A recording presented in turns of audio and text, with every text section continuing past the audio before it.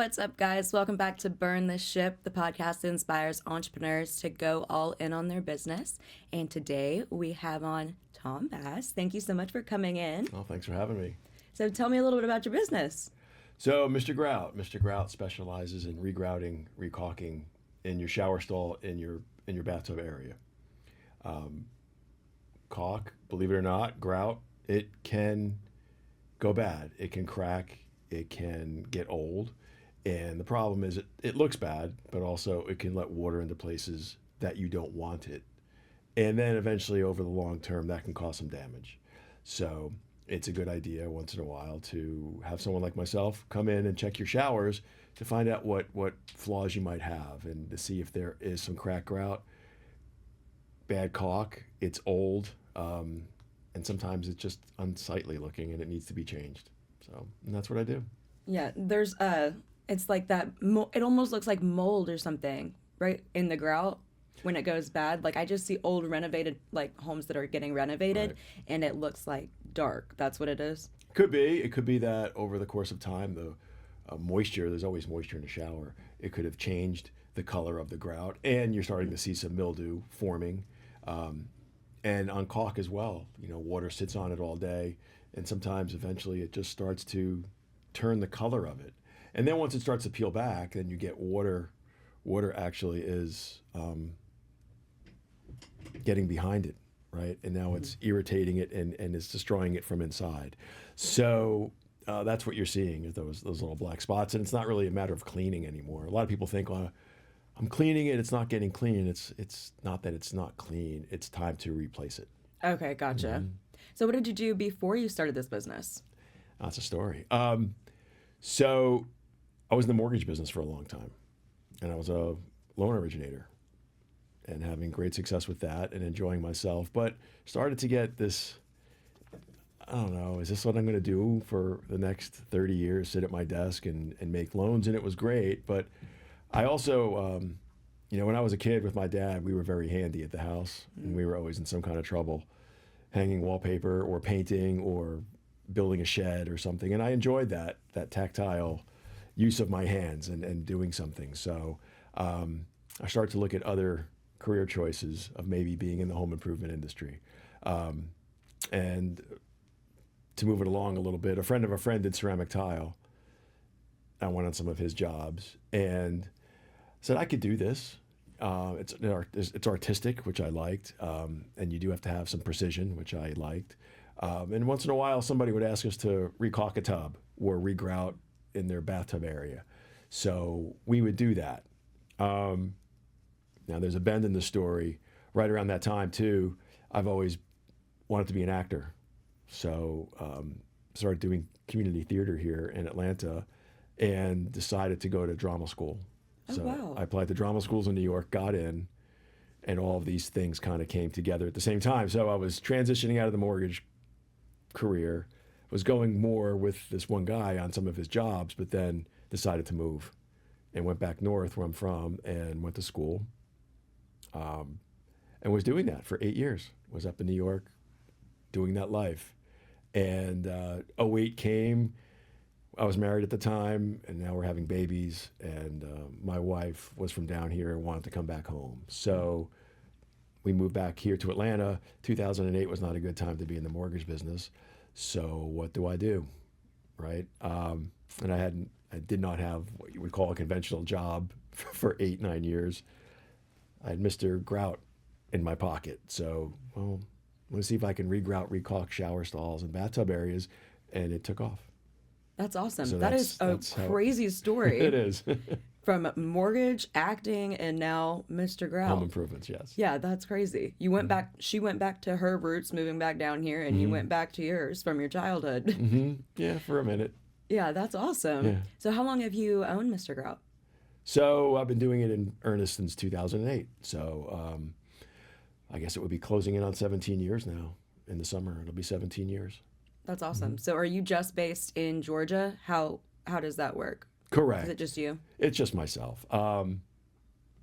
There's no one's going to fly me out to. It's funny. I got a call from a lady that lived in Arizona the other day. I guess she pulled up Mr. Grout And because area codes are so all over the place now, she called.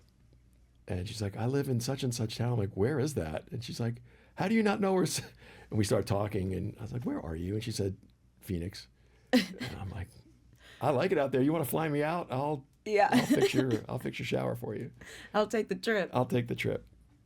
Well, that's cool. Yeah. So it's just you. Have you thought about expanding your business in the future? At some point, I'd like to. At some point, I'd like to get someone to actually show how to do what I do and do it well. Right? So there's some responsibility there, though, because now you have to have somebody that you got to take care of. You got to keep them employed, right? You got to keep them moving. So, but I've always enjoyed being on my own as a business owner. I do it myself. I run it myself. I take all the risks, but I benefit all the rewards too. And there's a very artistic way that I do what I do. So I'd have to really find the right person that's going to want to take on that responsibility of doing it just right, just the way I like it. So, and I've seen a lot of, when you you take it for granted, you sit in someone's shower, someone's tub area, and you see a lot of bad tile work, and you see a lot of bad craftsmanship, and sometimes you see some bad design ideas, and I just want to do it a certain way. So I've got to find that right person. Yeah, that makes sense. Mm-hmm. It also goes into a little bit of being a perfectionist, but Mm-hmm. you take pride in your craft. Yes. So yeah, you got to find somebody that can also do the same thing for you. Well, correct. And that's how I built my name, as being, do a good job. Yeah. Very seldom do I get someone call me back and say, hey, this just is a mess. Actually, that's never really happened. Things they want to improve upon, okay, sure, I'm happy to do that. But no one's ever called me up and told me they were totally dissatisfied. That's a very good thing. Mm-hmm. So do you feel like that's the main thing that separates your business from other competitors? Well, when you call, you get me, and you get me showing up at your house, right? And then you get my work ethic, you get my craftsmanship, right? You get my attention to detail. Again, I want to do it a certain way, but also, you do something long enough, and you're going to start to see why things happen and why things don't happen, kind of like cause and effect. So I can explain to a homeowner why they're seeing what they're seeing, right? And in a lot of cases, explain to them this will probably happen again. And it's not because of anything you did or because the product is bad. It's just given the shower itself, the way the shower is built, this is just going to happen again. And sometimes it's just chemistry too. You have water, you have dark areas, and the composition of the grout sometimes is going to cause staining. It's going to cause buildups that form in the shower, and you can't really stop it. So, but I give that knowledge to people instead of just fixing something and leaving, kind of tell them, listen, I'm going to do this, but you'll do this again, and probably in this amount of time. And I've had people call me back and say, yeah, you told me about 3 years, so you need to come back and do it again. And I like to be able to give that advice to my homeowners. I think that's what separates me a little bit. Instead of just coming in and doing the job, making them a partner to what's going on, right? And listen, a homeowner's got 800 things to worry about, right? Yeah. A little maintenance in the shower, that's like on the bottom of the list. But at least I want to be able to give them some advice and let them know, hey, don't have to worry about this until you start to see X, Y, or Z, and you will see it again. And when you do, let me know. And now they've got a resource that they can call to take care of that for them. Yeah, just take one more stress off of their shoulders because your home is essentially the biggest purchase that you're ever going to make. So you have to make sure that everything's done correctly. And the value is in the bathrooms and the kitchens. So keep your bathroom looking good. Yeah, right? That's nothing worse than a gross bathroom. That's Plus, for you sure. don't want to get shamed. You're going to have some family come in and they're always judging, right? Yeah, like they're the aunts and uncles that come through and they're like, ew. Looking behind them, what's going on here? Yeah, the nosy family members. Yeah. Yes. So you started back in like '08. Yes. What made you, besides the mortgage business kind of failing, was there anything else that pushed you over the edge to start your own company? Or just wanting to go back to being your own boss? Or Well, again, it was my it was the time and my circumstance, right? So basically, I did a form of Mr. Grout when I was up north, and that put money in my pocket, right? As a struggling actor, you're always looking to you got to make some money too. So that became a source of income for me. Let's put an ad in the local paper, and in North New Jersey, there's a lot of old houses. So got a call, didn't get a call. That's fine. That wasn't really the focus. But then when it's time to close one chapter, one season of life ends and another season begins, right? I'm going to put the acting down. And again, I felt I haven't had a conventional job in a while. Who's going to hire me, right? Yeah. I mean, that was in the mortgage business, but at a certain age, what am I going to start another entry-level job somewhere? So I had some experience with tile and Mr. Grout, and that's what I had. We moved down here, we bought a house, we got a 1-year-old, so the pressure's on, and that moved me to move Mr. Grout into what it is now. That's where I'm going to start. Well, that makes sense. Mm-hmm. So what advice would you give to someone that wants to get out of their traditional 9 to 5 and burn their ship and start their own business? Well, my advice would be take some time first and find out what it is you want to do, right? Look at different things and explore different choices. It's one thing to say, I want to start a business, and then you get yourself into something that you don't really like. You just did it to do it. Find out what do you like? What do you like in your own personal life? Now, did I have a passion for grout? No, I didn't. But, my circumstances flowed differently. If someone's sitting at a desk and they're thinking, gosh, in 2 years, I want to be doing something else, great. Take that time and explore different things. Maybe it's a hobby, or maybe it's something that you like to do. Find out how you can turn that into a business, right? Speak to a lot of people, talk to a lot of people, go to networking events and talk to, you go to a networking event and you'll have 40 different people there representing 40 different careers. Make a connection, call them up, have coffee, buy them coffee. Hey, what do you do? Tell me about your career. Tell me about what it is that you've got yourself into here, and explore different options, explore different choices. People are happy to tell you their story. People will be happy to give you advice, right? Especially someone who's younger in their career. People that have been around for a minute are always happy to tell you what's going on, what to look for, what to not look for, and kind of help you out. So that's some advice I would give somebody. Yeah, that's sure. great advice to go to networking events, because it is so important. The connections that you make in networking events, like, you really wouldn't make because you have a group of like-minded people all together.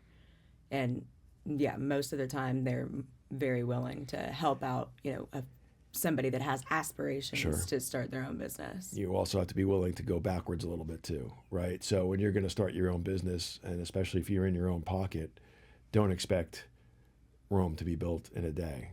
You might struggle at first. You've got to keep digging. You got to keep going. And you have to change your lifestyle a little bit too. If you were at a job and you were making good money and you have a nice social life, you may have to put that down for a while, right? You can't keep going out to dinner at $100 a clip and start a business, right? So you're gonna have to expect to go backwards a little bit, and make some personal sacrifices until you build it up, and then then you start to see some rewards coming in. But a lot of business owners take their revenue and they put it right back in. Don't expect to make $100,000 salary in your first year. And I mean, if you can, that's great, and you're blessed, but don't expect to pay yourself a whole lot. You're going to have to reinvest in what your efforts are, reinvest in the business. There's always a new thing to layer on top of what you've already established. So give it time, but be willing to sacrifice the rewards at the end. So you have to keep playing, you have to keep digging, and don't stop. That's beautiful advice. So, one of the questions that we like to ask at the end is like, what would you be doing if it wasn't for you being in this business? Would you go back to acting? What would I be doing, or what would I like to do? What would you like to do? You know, if I had to go back, well, a couple of things. If I had to go back and do it all again, it might be an eye doctor. What? I don't know. You're all over the place with your interests. I'm a Gemini. I'm interested in everything. Like, you know, what's that saying?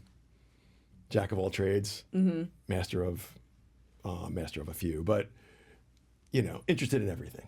So I remember going to an eye doctor one day and going, this guy just sits there and does, you know, 1, 2, 1, 2. All right, here you go. Here's your prescription. Now they do other things too. Really, what I would have liked to have done if I knew how to get into it at a younger age, racing cars. Oh my gosh. Okay. Racing cars. Well, that's fun. Yes. So would have liked to have been a NASCAR driver. Eye doctor, NASCAR driver. Well, at least, like you said, jack of all trades. Jack of all trades. And one thing I also would have done too, and you couldn't have convinced me to do this when I was 21, but I would have served my country. That's noble. I would have done that. I would like to have done that. I'm too old now. They don't want me, but I would have liked to have done that. That is not say it's a regret, but it was a missed opportunity. And I wish I took it. Well, now you got Mr. Grout, Yes. and you're crushing it. 17 years in the business. So where can everybody find you at? Oh, well, you can find me at mrgroutatlanta.com. You could also find me in Smyrna. Or you can find me at Passion City Church. So Okay. if you need to get a hold of me, should I give a Yeah, you shameless can plug give for my phone number? Phone number, Instagram, whatever you want to do, wherever they can find you. 404-606-2966. That's the number for Mr. Grout. Leave me a text, leave me a voicemail. I'll get back to you as soon as I can, or you might even get me on the phone. If you're lucky enough. Well, thank you so much, Tom, for coming in today. I really appreciate Thanks, Kelly. you. Thanks for having me. All right. Bye, y'all.